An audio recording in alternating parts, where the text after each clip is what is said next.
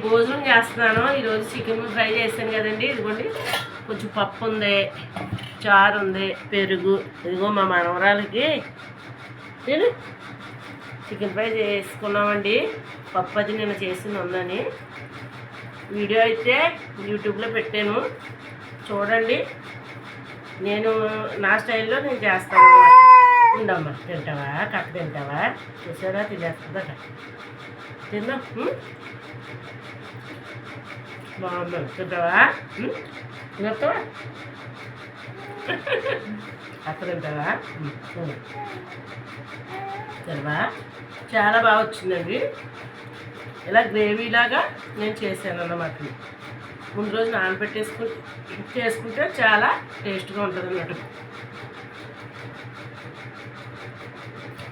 Video నచ్చితే like చేయండి, share చేయండి, సబ్స్క్రైబ్ చేయండి.